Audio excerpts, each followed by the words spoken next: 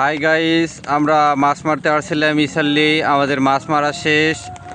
আমাদের বাদল ভাই এখন বসি গোছাইতেছে। বাদল ভাই, মাছ মারা কি শেষ হয়েছে? এখন চলে যাবে না? আমাদের আরেক বড় ভাই আসছে। আমাদের হলো এই যে মাহবুব কাকা আসছে, আরও অন্য অন্য জায়গা থেকে আরও ভাই বেড়াদার আসছে। এখন আজান দিতেছে, আমরা সবাই এখন চলে যাব।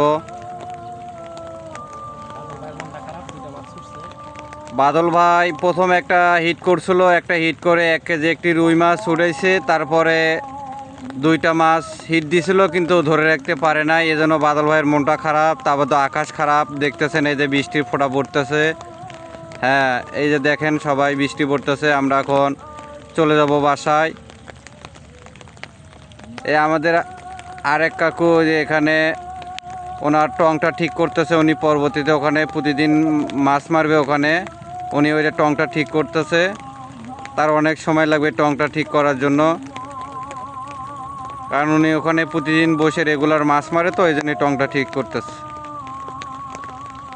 তো বাদল ভাই, তা আপনি তাহলে এগুলো সব কিছু গোছায় নেন। হ্যাঁ, আমরা তাহলে আস্তে ধীরে সবাই মনে করছে তাহলে বাসায় এখন চলে যাই।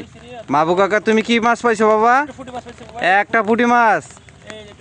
ও যাক, ভালো তো। পুঁটি অনেক বড়, তাই না? বড় আছে।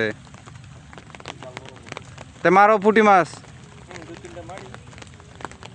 বৃষ্টির মধ্যে মাছ ধরতে ভালো লাগে, সেই মজা, তাই না?